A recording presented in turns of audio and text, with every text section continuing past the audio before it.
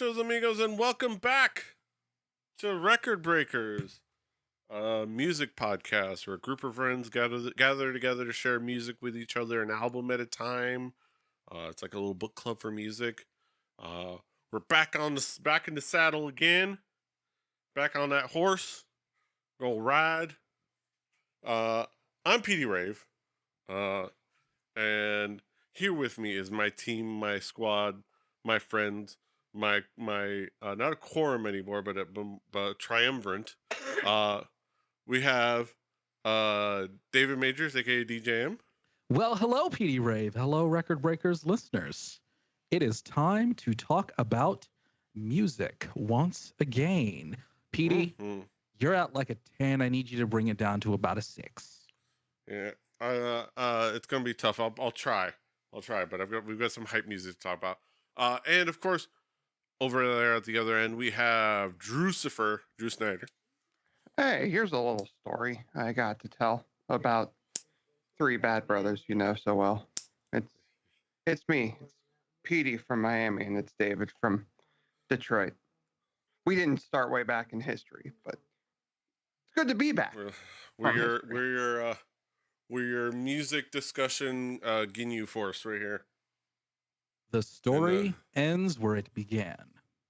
Mm-hmm. We are trapped inside this podcast octavarium. Yes, exactly. We're here to talk about an album. We're back to talk about music, of course, and we're going to talk about. We're starting off at the beginning of the rotation with an album that I brought. A very interesting album, very cool album, very cool pair of artists, pair of MCs that I discovered on TikTok. This is probably going to be in this return, there's going to be a trend where I'm going to be talking about how I discovered a bunch of artists on TikTok, because that's kind of what has been my TikTok feed is either. That was like my last 10 albums. Yeah, exactly. Between the radical leftist revolutionary liberation movement and book talk, I also get a lot of music stuff. I was gonna say I've got quite a few communists in my TikTok feed. Yes, and I've also gotten music recommendations from those people, which is great.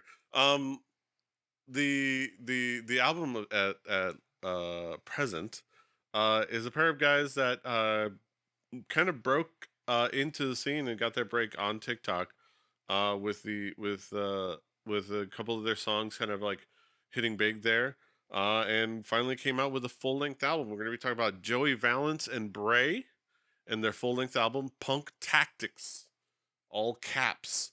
Let me ask you guys, starting with David. David, what were your expectations coming into this album?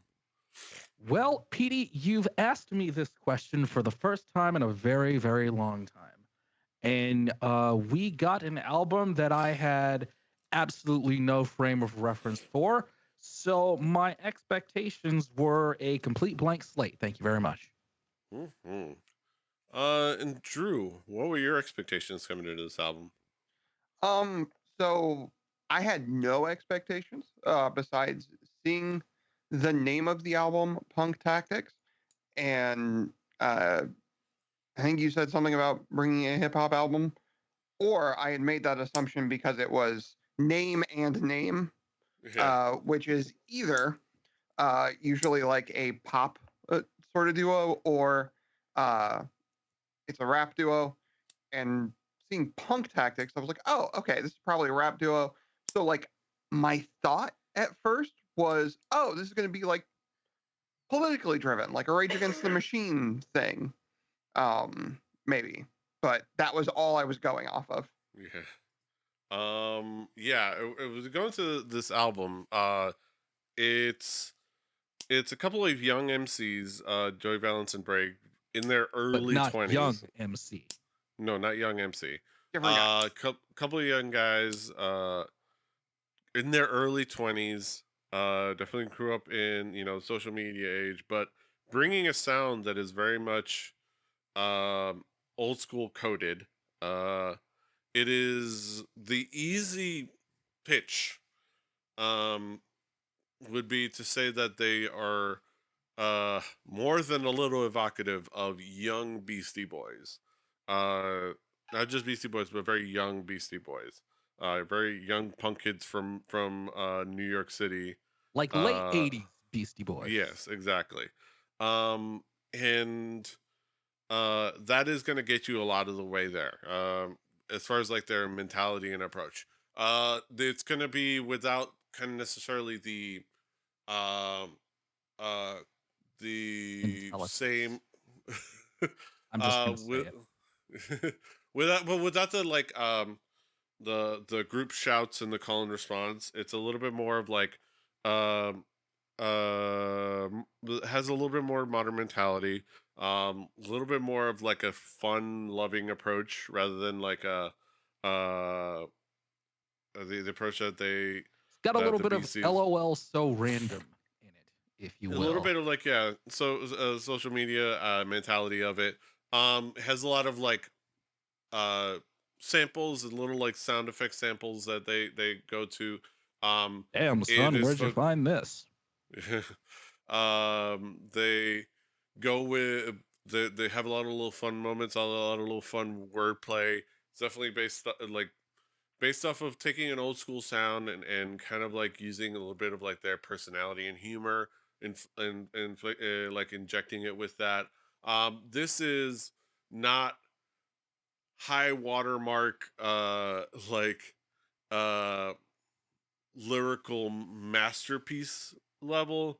This is more like a couple guys just uh like spitting out fun bars that over really fun beats that you can just like crank in your car.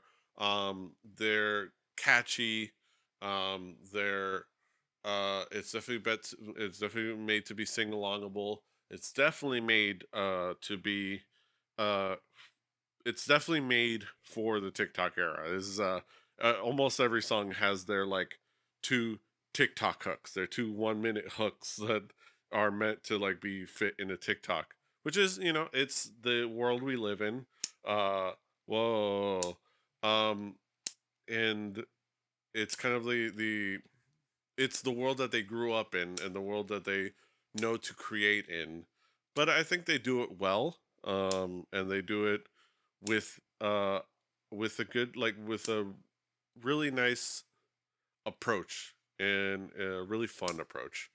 Let's start to you guys. David, how would you describe this album musically? I interspersed PD's take with a little bit of my own thoughts. Uh, the obvious Beastie Boys comparison, I'm not going to keep hammering that into the ground because you're going to listen to this podcast and we're probably going to say it a few more times. It's fun, it's energetic, it is very early 2020s. It's very now as we are recording this. And I will have some thoughts on that when we get to the ending block of the show. But it is very, very now. And all of the things PD said about musical influence and delivery and personality, I will co sign on all of those. But I bet I have different thoughts that he does at the end. Yeah, which is definitely gonna be interesting. Drew, how would you describe this album musically? Well, yeah, it's said a lot. If you look up this group, one of the first things you get is the Beastie Boys reference, but also there was a lot of late 80s, early 90s in here, especially like New York sound. Um, like you could tell, like they were into the Beastie Boys and KRS-One and that very like boom bap sort of style to it, which I think is cool. Um, I'm a fan of KRS-One, as I have said before on this very podcast. Um, but they don't exactly take his lyrical elements. They are not they are not going to be telling you about like social dynamics within their city. They're not going to be doing that. They are very much that sort of fun time Beastie Boys sort of thing in a lot of areas. But there's something to it. I happen to like that sort of thing. Punk rock and rap, there's a lot of like crossover within like the feel of like trying to be something for people who don't always get that voice or get those things out, which I think is cool. But the thing that this does is it takes that early Beastie Boys and brings forward the production, brings forward, like Petey said, that sort of hook creation where you get a hook or like a new fresh feel like every minute, 30 seconds to maybe a minute and 30 seconds every so often, for better or for worse at times. But I would be lying if I said I wasn't having fun listening to this. The other thing that like was weird to me, and if I were to say something that I hope like their next album they think a little bit more about, is this album I listen front to back like I always do, and at least 3 times I try to listen front to back. This feels like I could have hit the shuffle button and I wouldn't have really missed anything. Um, so I would like a like like they're gonna hear this, but if they have a little bit more cohesion on the next record to make it sound like it flows in places, I think that would be great. But I can't fault the style all around. It was a good time. Mm-hmm. Yeah. As we get into some of the like the tracks, some of the key tracks, of course, like the title track, "Punk Tactics," kind of goes right off the bat. It's the track that, I mean, you can look at it by just play numbers on Spotify. It's their breakout track. It's what kind of went viral for them. It's why they ended up on the Ellen DeGeneres show. Uh, for all It was things, super weird. which is weird. I blew them up on TikTok, and but it brings the energy, and it tells you what you're expecting on this record going forward right away. The beat hits hard in a really great way. The call and response of it, you don't get all of it, but like in here with the hook, the like bouncing back and forth of it is really fun. The kind of the wordplay is really fun and kind of has that energy that really gets you going at the beginning of the album. I'll jump down to the other I think track that I think it was one of their like more popular tracks is "Dance Now," which is, that one is just a super danceable, like it literally is just a dance track. And I listen to, anytime I listen to here, and I can't help but like, I love that I now have this standing situation now, because now when I listen to it I could just like just dance. It's just like bop and like jump around, which is really great. Jump Um, around. yeah, jump up and get down. Um, I want to shout out Watch Your Step. Of course, by the way, all of these titles are of course in all caps, so just assume I'm yelling them at the top of my lung, but I don't want to actually yell. Um, Watch Your Step. Um, for many reasons, including the line "Shit gets real when I bust out the Crocs." Which is I just thought was beautiful. I just thought was lovely. Kind of like in Dance Now with I don't do Coke, I do Pepsi, which is, this is fun. Um, Gotta go with I think a nice deviation, which is it's a deviation sound that you kind of get a glimpse up early, a glimpse of early and start a fight, but Street Pizza is just a left field turn into like wacky punk rock zone. Like it is just a Also, uh, not unlike the Beastie Boys. exactly, and I think like it fits well with what they're evoking and what they're doing with this track or with this album. And yeah, and things like Hooligan and Tanaka too with the Logic feature, just kind of comes out of nowhere, which is nice. Shout out to Logic. Um, David, what would be some of the key tracks for you? Petey, new listeners of the Record Breakers podcast, I often don't like to break down track by track. I don't often like to do that. So I'm going to completely stay on brand here, and I'm going to keep it 83 plus 17.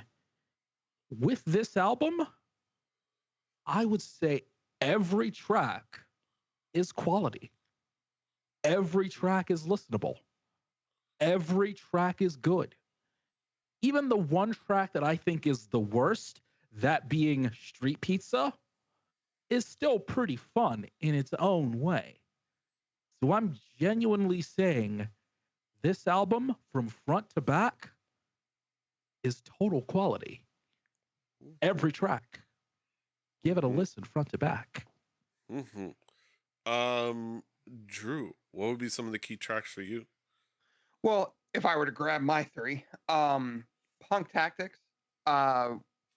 If you remember, title tracks and first tracks can always, like, they have to bring a lot of weight. So making your first track the title track, you're gonna need to bring a lot of weight.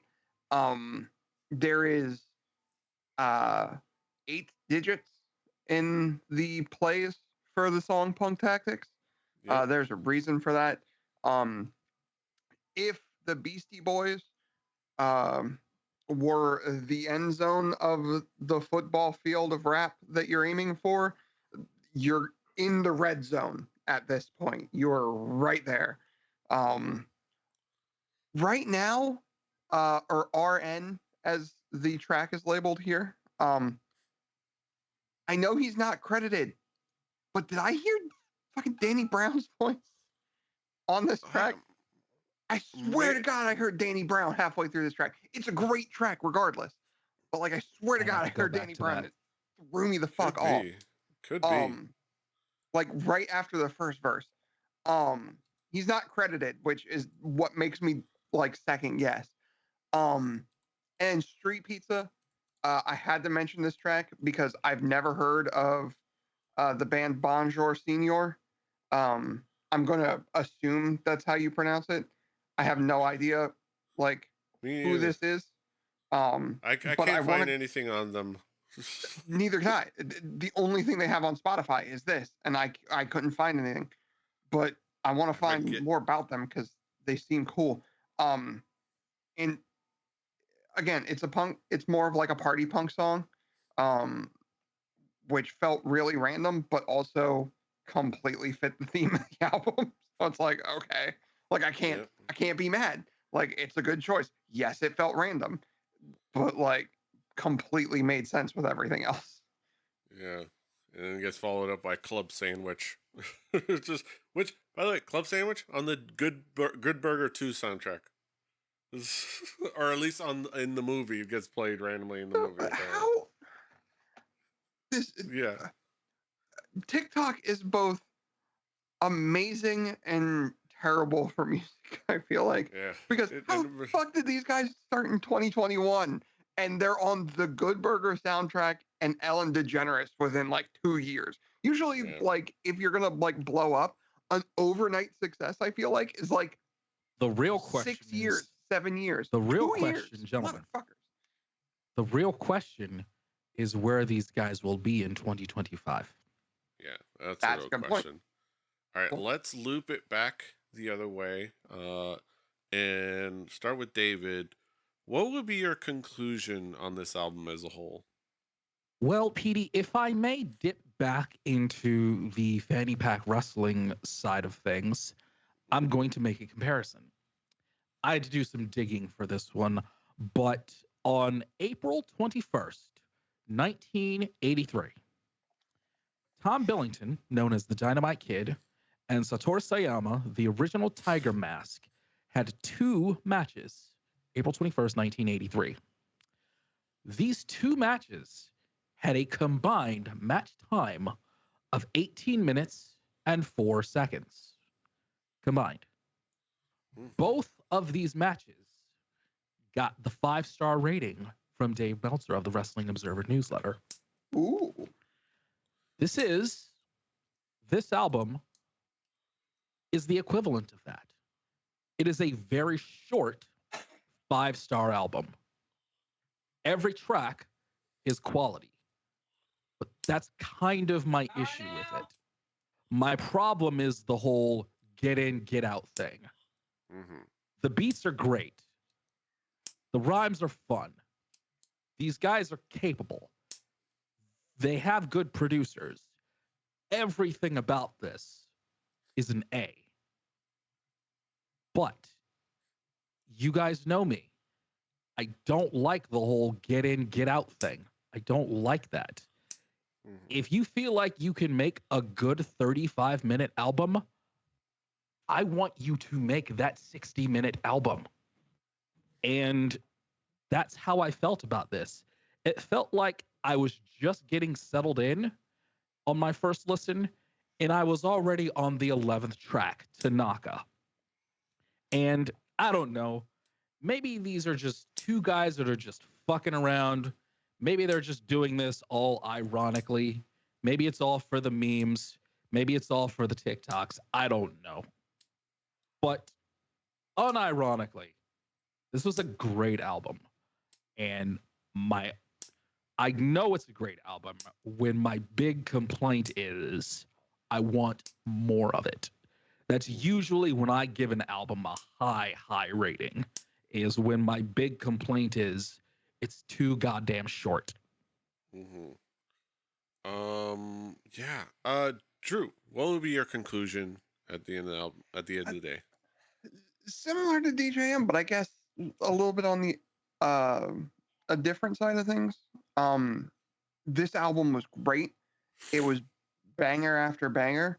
I do wish there was a little bit more of it. I guess I'm kind of more used to that a little bit because punk rock albums are like, if you're over 40 minutes, like the fuck are you doing with a punk rock album being 40 minutes or more? But that being said, the one thing I would say is like I'm super interested to hear the sophomore because if they can do this off of like, because from what it seemed like, if I looked at the track and my research was right, these songs were kind of released as singles. A lot of these songs were released as singles sporadically throughout like the Yeah. 3 years leading up to this album. Yeah. So now that they have those and they know that they can do that and they know they're going to have an audience, if they get into the studio for like 6 months and like think it through, like still keep the humor. I'm not saying lose the funny, keep the funny. Beastie Boys were great because they also had the funny, but like what else do you got? Like think through things, like piece it together better because like Maybe I said, when they I had grow a up. great time. Maybe when they're like 29 or 30, they'll get what you're Yeah. talking about. Yeah. I would love to hear it because it's to me it's obvious they listen to that, like the New York sound coming out in like the late 80s, early 90s of the hip hop scene. There was a lot of MCs in that era with a lot to say. Yeah. And like You maybe want to they hear come what out. these guys have to say? You really want to hear what these guys have to say? The thing I was about to say was this could be bad. Like they could come out and all of a sudden they have things to say, and I'm like, maybe get back on your meds, Kanye. But like, You want to find out. I want to find out. I want to Yeah. find out. Like, is Agreed. it going to be Yeah. Zach Agreed. De La Roca? Do they have a thing? Do they have a KRS-One like thought process, or like, or even if it's not that, if it's something else, like piecing those together Or are and they saying it Tom and McDonald? using those like pieces and parts that they're already Yeah, using, I said it. do it. Like, it'd be great. Yeah. I'm excited. Yeah. It's a Petey great heard that. album. I'm gonna Petey listen to heard it that. again. But Yeah. As we get into my conclusion, I agree with everything you guys are talking about. Like, this album, top to bottom, is quality work. It's all like, it's a quality piece of, it's a quality research paper. It's just, missing a few pages, I guess, if anything. It is, I want to shout out specifically a TikToker, that I follow, who's one of my fellow, K-pop fan TikTokers. Wait, I don't follow him. What the hell? I rectified that just now. Called Blasian White. Shout out to Blasian White, who recently did a video specific calling out K-pop companies, but this is going to be for a similar thing of like, we want 3-minute songs back. And he was talking about how like comebacks, 3-minute songs.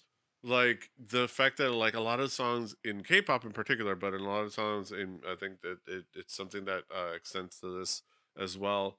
Um, a lot of the songs are around the 2.5 minute, like 2 minute 20 seconds. Like he gets into some of like the let me go to like K-pop on That's not even enough time to get warmed up. yeah, like it is.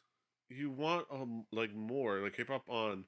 Uh, you know, the Baby Monsters debut is 3 minutes, but it's 3 minutes 8 seconds. Like, uh, Perfect Night by Le Seraphim is 2 minutes 39 seconds.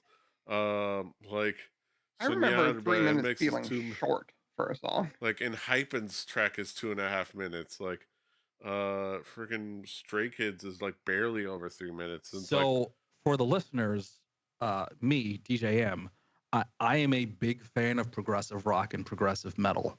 So me hearing these time lengths of 2 minutes and 3 minutes, it's kind of driving me insane.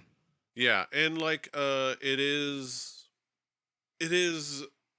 we're talking about like the TikTok era. It's you got your two separate 1 minute TikTok snippets that are out there to flood the video feeds for other people to use to duet. And that's it. And also for more repeated plays on Spotify. This is kind of like It's a when machine. the songs needed to be short for radio play. It is it's on the K-pop side, it's whatever. It's the pop machine. It's a lot of people in places. But when you're looking at like, if you're gonna be doing that, I get 2.5 minute like 3 songs. It is also the mentality of like punk, artists that kind of just like have a bunch of songs. Um, I think you can do more, especially if you're doing hip hop with a punk mentality. You can do a little bit more. You can get that extra 16. Like you can get, that A extra. third verse. That's what I'm talking about. Like A 16. guitar You, solo. you got you got you got you got another 16, and you come on. It's between two you 8 each. Like that. That's just come on. You can do more with that beat. A couple more features. Uh, a couple more like maybe some a little bit more meat on the bones. That is, what, that is something to look forward to in the future. I think this is a good album. I was excited just by their sound, and I was excited when they finally released a full length album. And I'm looking forward to the future. Obviously, like this is coming from us wanting a different a different uh approach to music than a lot of people are doing, but I don't know. that's They just our they might thoughts say of. fuck it and make an even shorter album. Yeah, but and here's the thing: we're not saying that it's wrong. It's just we're just expressing how we vibe with our music, and that's just our thoughts. That's the type of music we vibe with, and what we felt we wanted. But yeah, overall, I think this is a fun, fantastic album, and it shows a lot of skill. And I was cranking this like I was, I'm usually riding my in my car. I'll have my radio like around like a 16 or 17. I had when I was going out doing some stuff today. I just cranked it up to like 25. It was just like boom, like making my my my rear view mirror rattle, and kind of reminiscing about the times I used to listen to Sports Odds and Ends, and Joey and JVZ would make my rear window rattle with his voice, um back in the day. But yeah, this is a fun record. Yeah, let's get into the main event of the evening. Our haiku reviews. We're back with our show. We're back with our haiku reviews. All the pieces are in place. let's get down to the nitty-gritty. Haiku numero uno. David, what is your haiku? Mix of old and new. Enjoyed it from front to back. Not nearly enough. Mm-hmm. Drew, what is your haiku? A blast from the past, kind of made yesterday. A great fun listen. Mm-hmm. And my haiku, two young gun MCs bringing an old school sound to the TikTok era. Mm-hmm. And those are our thoughts on Joey Valence Brae. You can find it on our Spotify playlist. I have the shortened URL for it on the screen. It'll be on the show notes when we get things back and set up. But you can look up for Record Breakers, the home game on Spotify. It's out there in public. On that Spotify playlist will be next week's record. I believe we're going to go this order. We're going to go from left to right, and that's David. David, what album do you got for us next? The album that I have coming up next is an artist that I had always been aware of since her collaboration with the legend and noted Canadian entertainer Devin Townsend. She released an album with Devin called Casualties of Cool, and with her solo career, she released an album in January of 2023. And I am talking about that album, The Crowned, by Shamie Dorval. Shamie Dorval. Mm-hmm. The Crown by Shamie Dorval. Ooh, nice. I'm looking forward to that. That will be next time. This is this time. Let's bring in the sweet sound of squiggles once again. You can, of course, find us all over the internet, everywhere you can find podcasts once I had everything set up. You can find us on YouTube at Rebelli TV, Twitch at Rebelli TV for this. You can watch it live, and our other shows like our GM Mode show, Through the Tomes, our D&D show, and all kinds of fun stuff. Like, share, subscribe, follow, do all the things. Until next time, hasta los huevos. Toodaloo. Annyeong. Fighting.